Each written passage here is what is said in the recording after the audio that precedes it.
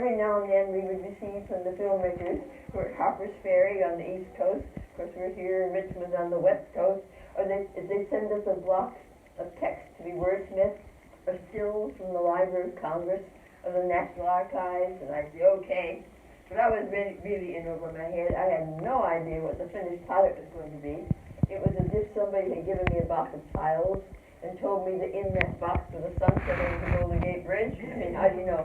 And when the film was finally released to us, just before the opening of the visitor center, and I saw it for the first time, it may interest you to know that I was disappointed. I didn't like it at all, because the history, as I had lived it, was nowhere in sight. But if you're going to try to tell a story with as many moving parts as the Homefront story had, in 15 minutes, what do? You go for the Hollywood ending. We all got together for the sake of democracy, we built the ships and we won the war, and that pretty much is the way history gets dealt with. And our filmmakers had not escaped that. But if you're going to give up your complexity for brevity, you're going to necessarily sacrifice much of your truth. And that's what our filmmakers had done. The truth was that I was here as a 20-year-old young woman of color, working somewhere in the middle of Richmond in a temporary building that was torn down immediately when the war ended. Some say it was at 17th and Nevin, others say it was at 37th and Barrett, but I've never been sure, because that building was torn down immediately when the war ended. And the reason I was in that temporary building was that this would have predated the racial integration of the labor movement by at least a decade. So in order to comply with the demands of the Maritime Commission, the labor unions had created auxiliaries. Auxiliary was, of course, a fancy word for Jim Crow, into which all the black workers were dumped. We had no vote, but we paid dues. There was one at Marin Ship at Sausalito, a second, Boilermakers Auxiliary 26 in West Oakland, the third, Boilermakers Auxiliary 36, which was my union, somewhere in the middle of Richmond. We were nowhere near the shoreline. Nowhere near the shoreline. And if you had asked me, so I never saw a ship under construction. I never saw a ship being launched. And if you'd asked me at the time, I'd have told you that all the shipyard workers are black. Because the only people I saw were the people who came up to my little window in that building to have their addresses changed, which is what I was doing on 3x5 file cards to save the world from democracy. And you can see it worked. It's also true that I had no idea what that larger picture was. Came in every day in a carpool from Berkeley, which is where I live, went home every night, never experiencing that larger picture. Now, if you'd known me 2 years before then, you've known little Betty Charbonnet, a Cajun Creole child growing up in East Oakland, where I had arrived in the year 1927 as a 6-year-old. Because that was the year that the city fathers in New Orleans bound the levees against the rising Mississippi. And they sacrificed the 7th and 9th wards and the Treme, which was our home, to save, they thought, Garden District and St. Charles Avenue.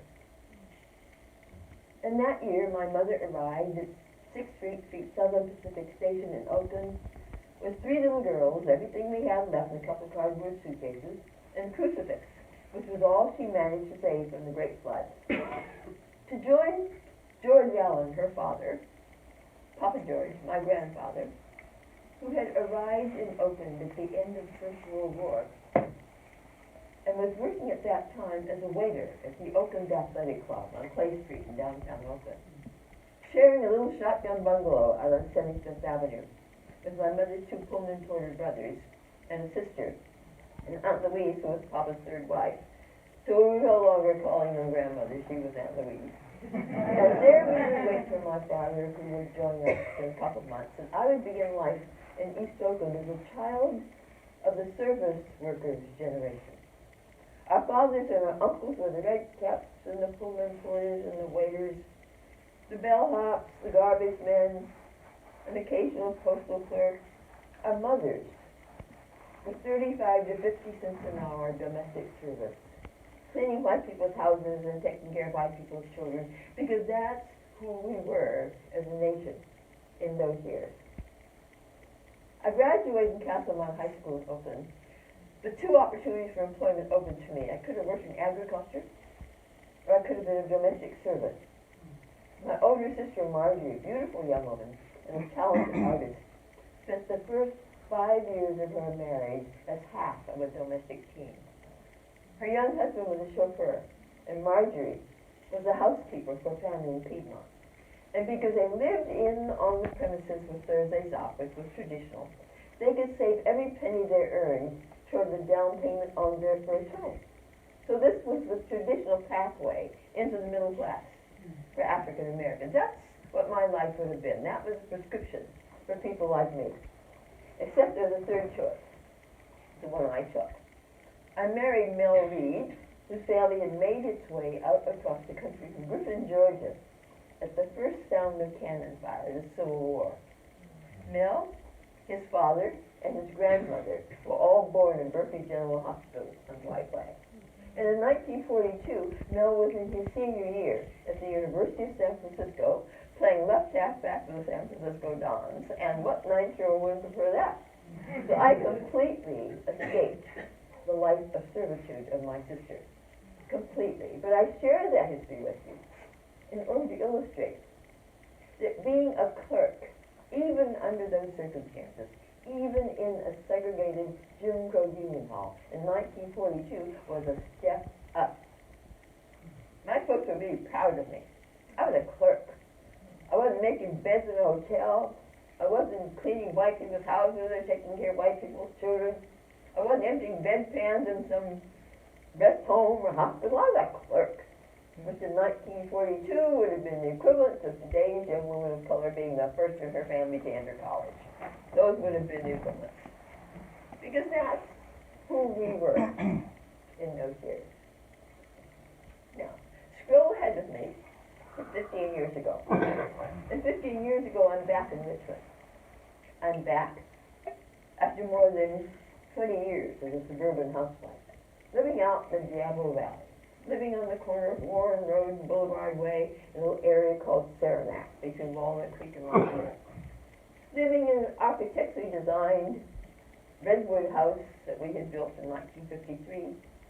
After raising 4 kids to adulthood, after outliving 2 husbands, after friendships with privileged people over 20 years, over 2 decades, my friends, my neighbors, my church members. I'm back in Richmond this time as a field representative for a member of the California State Assembly. I'm working for Dion Airmer. And when Dion term limited out, I stayed on as a field representative for his successor, Lonnie Hancock, but only recently term limited out of the California State Senate. I'm in a one-person satellite office. I'm doing constituency work. And along with the rest of the field staff, I am helping to determine what kind of legislation might be needed out of the 5 cities of West Contra Costa County over which my office sat. And if you're wondering whether I became a genius between the time I was 20 and 15 years ago, may I quickly assure you that that's anything but true, that dramatic trajectory of my life from 20 to 15 years ago is in no way a sign of personal achievement, not for 1 minute. Instead, it's a solid indication of how much social change occurred in this nation over those intervening years. Something we all did, all of us. Black and brown and yellow and red and straight and gay and trans. It's what we all did, all of us. And some of us did it kicking and screaming. And some of us are still kicking and screaming. But enough of us, because of what happened right here on the shore of the bay, right here in the Bay Area. Because of that, enough of us completed that full trajectory so that to this day, social change continues to radiate out of the Bay Area into the rest of the country and the world. And that's enough to build a pocket on, because that's indeed true. Now that does not mean that across the country In some places, we even entered that trajectory. In some places, we went 10 miles and stopped. In other places, we never even started. And even in the enlightened Bay Area, even here, we tended to peel off on issues. We lost a lot of folks with open housing. People not ready to have a family didn't look like theirs living right next door. What about property values? And then more of us peeled off on the decision of Brown versus the Board of Education. You know, why should their children be bused across town to suit my social agenda? Why should that be? And then more of us peeled off on affirmative action, which incidentally was never a case of protest, not over a minute. Instead, it was either because they had forgotten or had never known that in 1942 it took $47.25 a week to support a family of five. And let's repeat that. $47.25 a week supported a family of five, if you will like. But remember, our fathers and our uncles were all members of the service workers, earning $25 to $35 a week. Pullman porters, no, I'm sorry. Yes, it was Pullman porters who earned $18 a week for a 12 to 15-hour day. Because that's who we were in those years. That's who we were. Now, back around maybe between the years of 1960, 63, they began to rise in the Department of Interior, in the National Park Service, a new realization that the parks had been created way back in the teens without this intent. By that time, the realization that every single taxpayer in the nation was funding the creation, the development, and the maintenance of this incredible system of national parks. But it was only the people who had the financial resources and the leisure time who could afford to visit them. And they suddenly became aware of the need to create urban parks. Parks, bringing parks to the people. And this was one of those parks. But there were no models for those parks. How do you create a national park without any federal land? How do you do that? It had been decided, once it was decided that the home front needed to be celebrated, memorialized, that after searching the country over,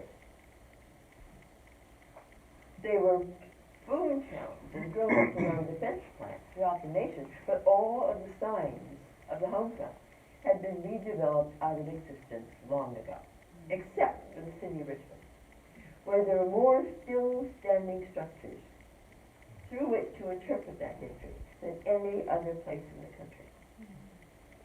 Any other place in the country. But how they weren't still standing because anyone was revering as historic structures, landmarks. It was because this was a poor town that couldn't afford to knock them down and put something else up. Nonetheless, they were there. But how do you create a national park with other people's property? The scattered sites that established parks in the legislation were either owned privately, commercially, or by nonprofits, so civically. We were to own nothing. How do you create a national park that only exists on stories? Stories that lie under the hats of the rangers. How do you do that? How do you create a national park that has no boundaries? This national park and the scattered sites that formed it were all separated from one another. How do you do that? 15 years ago, the planners were gathered here in Richmond to begin to meet with the owners of said properties and the community to begin to search out the answers to those problems, very real problems. And though the park, the road, the memorial, lay less than a mile from my field representative office in Richmond, it never dawned on me to visit the Rosie Memorial because that was a white woman's story. The women in my family had been working outside their homes in slavery. It wasn't rocket science. It simply had always taken at least true wages to support black families, because no man in the service sector could do it alone. I wasn't boycotting the Rosie story. It simply had nothing to say to me. But when those meetings, first meetings were held in the library, so the PowerPoint could be shared with the community and the owners of said property, that was when I discovered the national park. As a field representative, I'm attending those meetings in order to share with our assemblywomen and the rest of our field staff what was happening now that the federal government was putting this national park into our state, into our assembly district. And that was when I met this building, this incredible building next door for the first time, in a PowerPoint presentation. The Ford Assembly Plant, designed by Albert Kahn, built in the years of 1929 and 1931 to assemble Model A Fords, but that turned out 49,000 tanks and jeeps for the war in the Pacific. It's an important piece of the home front story. But that building had been constructed on state-owned land and built on air rights, one of the earliest that used that concept. So seat opens up at the planning table for the state of California, and I'm in it. And I'm the only person of color in the room who could look at the scattered sites that form the park and instantly recognize them as sites of racial segregation. Because what gets remembered is determined by who's in the room doing the remembering. There wasn't any grand conspiracy to leave my history out. There simply wasn't anybody else in that room that had any reason to know that but me. Nobody. Atchison Village, named in the legislation, built by the Maritime Commission to temporarily house Kaiser management. But there would have been no black managers at the time, so the question was moot. Eastern Village, it was to be reconstructed to show how workers lived, but without anyone in that room realizing that if you weren't white, you could not live in Eastern Village. HUD built segregated projects in which to dump all of the workers that they brought in from the South. The only place a black person could find to live was outside the city limits, outside of the project, where there were very few streets or sidewalks. And the Maritime Child Development Center, shown prominently in this film,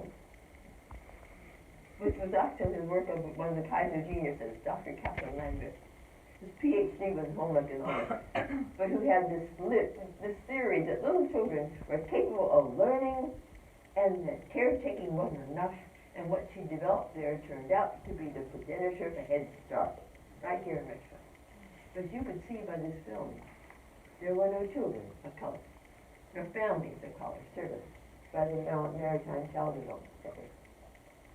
Fortunately for all of us, all of those planners in that room, the graduates of Sesame Street, they'll laugh. But in my pantheon of civil rights leaders, there had always been a place for Jim Henson and his children's television workshop, and Mr. Rogers.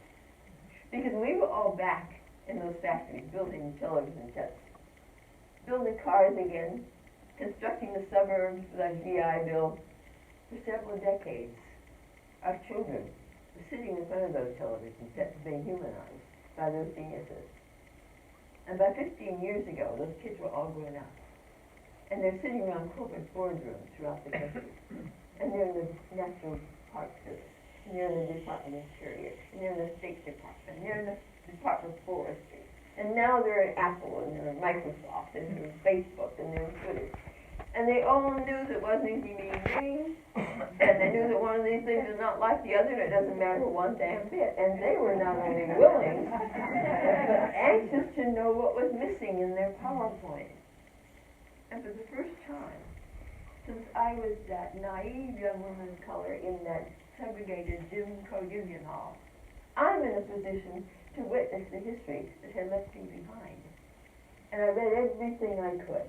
The studies were just beginning to come out of the University of California. Studies by Professors Whitpack and Fred Krivick and Margaret Archibald and Donna Graves and Gretchen St. Angelo and Shirley Ann Moore. Read all of them. Read the few things that were out on Henry Kaiser and fell in love with Henry Kaiser. I mean, how could you not? The man who had dropped out of school at 13, only went to the 8th grade, came into Richmond in 1941, and a cement contractor who had never built a ship, but had nonetheless completed Grand Coulee and Hoover Dams, who had a theory that that it was not only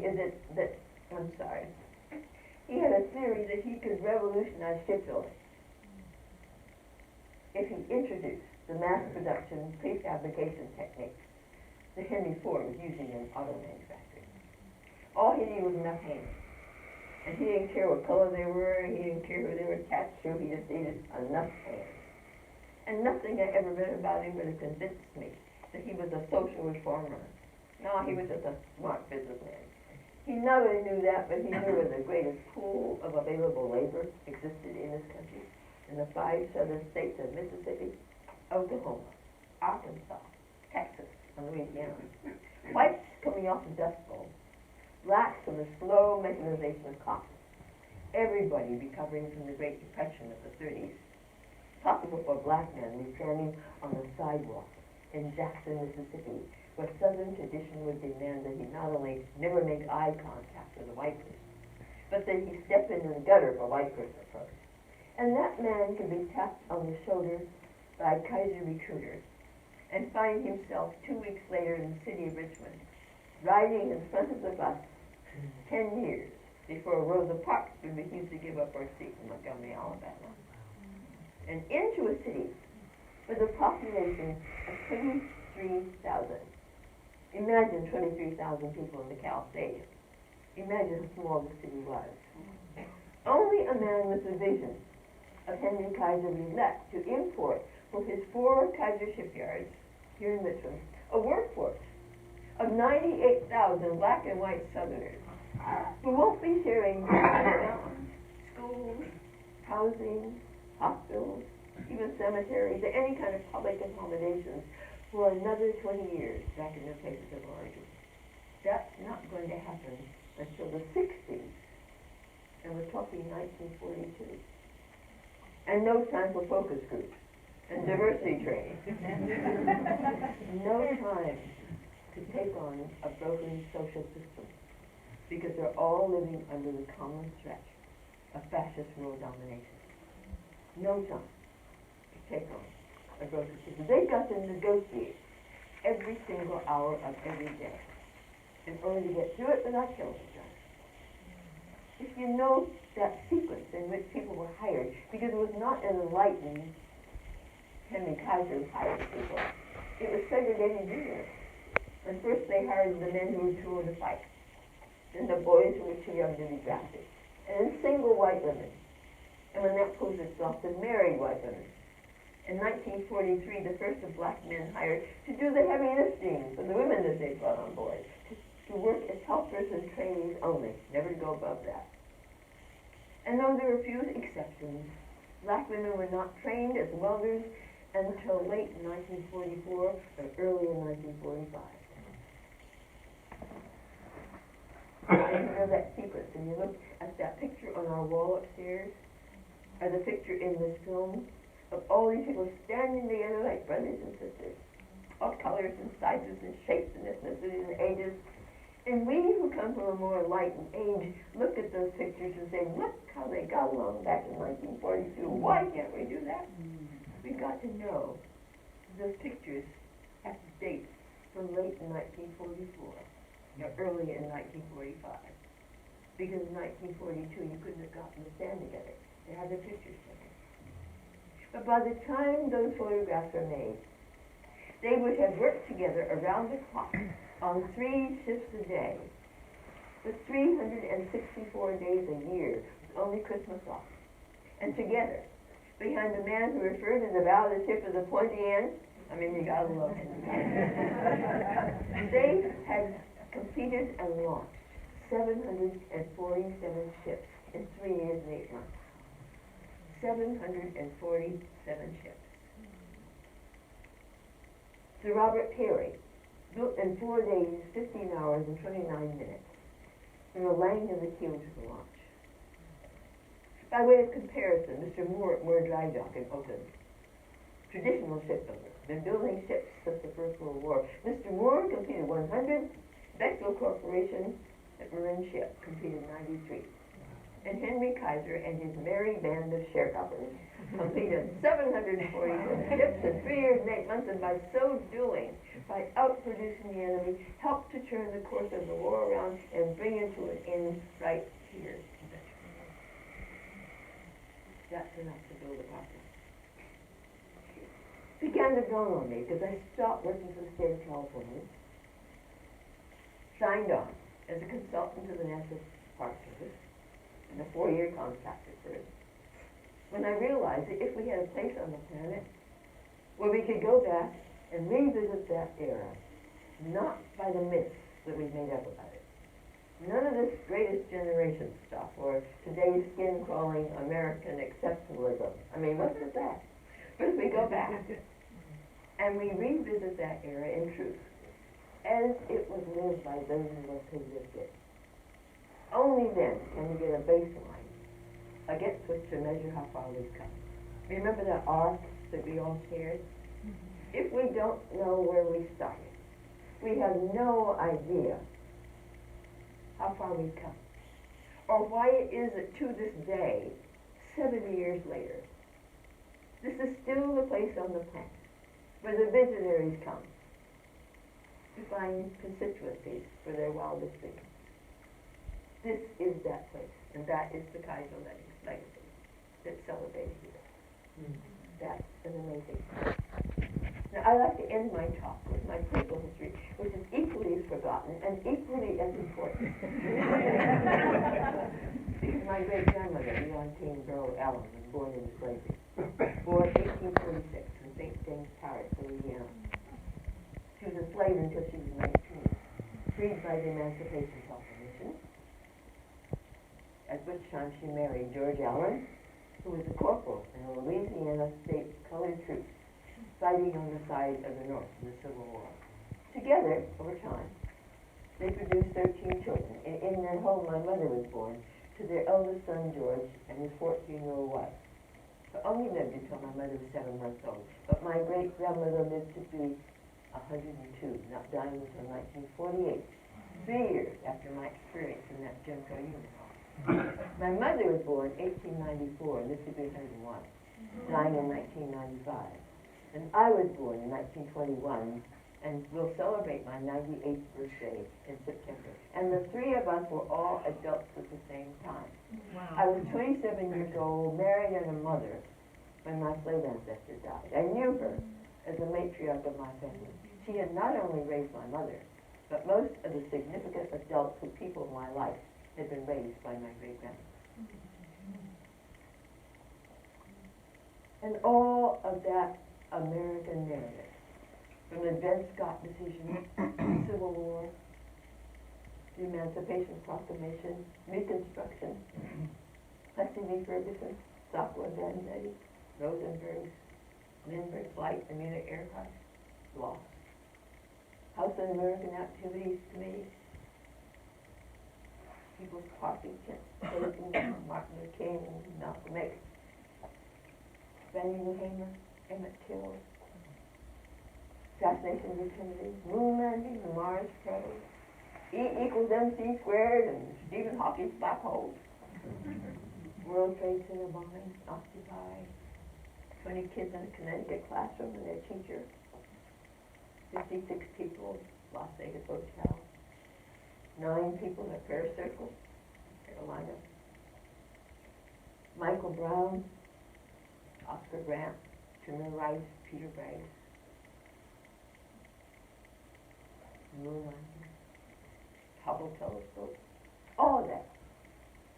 Black Lives Matter. All that happened within the lifetime of 3 women who all adults at the same time. And add to that the fact that on January 20th of 2009 was a picture of my great-grandmother in my breast pocket as a guest of George Miller. I'm on the Capitol Mall witnessing the inauguration of America's first African-American president. In the shadow of the Lincoln Memorial, Lincoln, whose life was contemporary with the life of my great-grandmother, because that's how fast the time goes. Can you imagine that that's how fast the time goes?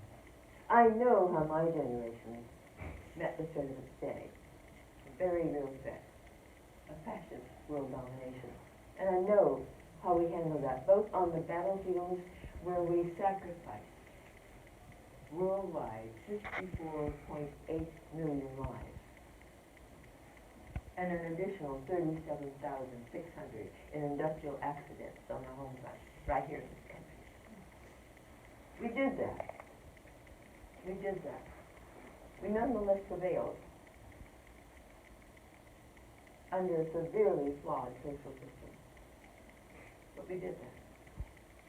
And our children and our grandchildren are now facing a new threat, that of rising sea levels, global warming, climate change, and they're going to have to match and exceed that great mobilization, this time international, in order to save the planet. And they're going to have to do it under a still flawed social system, because the nature of democracy is it will never stay fixed. It was not designed to. Democracy has to be recreated by succeeding generations, or it will die. The 39% turnout 4 years ago was predictive of the 40% turnout in the most recent presidential election, an election in which only 17% of those between 18 and 29 bothered to go to the polls. But 61% of us over 50 did. So we're opting for yesterday, rather than planning for tomorrow. We have a constitutionally protected right to be wrong. A constitutionally protected right to be bigots, if that's what we should be. But we also have created this incredible system of national parks. And every time I say this, I envision that the icons of the national park service are spinning in their graves, because it's not what they intended. But it's possible for us now because of what this system has evolved into, for us to visit almost any era in our history. The heroic places, the contemplative places, the scenic wonders, the shameful places, and the painful places, in order to own that history. Own it in order that we may process it, because I do not believe that we have yet, as a country, ever processed the Civil War, in order to begin to forgive ourselves, that we may move into a more compassionate future together. There's a place on the film where Agnes Moore, a still living Rosie, says, "It was really the greatest coming together of the American people that I have ever lived through." Remember that? When the film was first released to us, I used to stand against the wall, and every time Agnes would say that, I would look at the faces in the half-light of the audience, and I'd think, how could Agnes say that when she knows that isn't true, and I'm going to have to talk to that woman? And one day, after my 90th birthday, I suddenly found that I was able to hear that as Agnes's truth. The concept of conflicting truths dawned on me, that we all create our own reality, that there are many truths. Truths that rise out of religious convictions, they rise out of education, they rise out of life experience, and many of those truths are in conflict.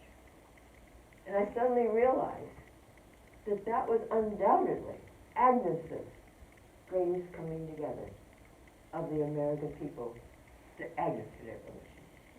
But that my truth is a very different truth.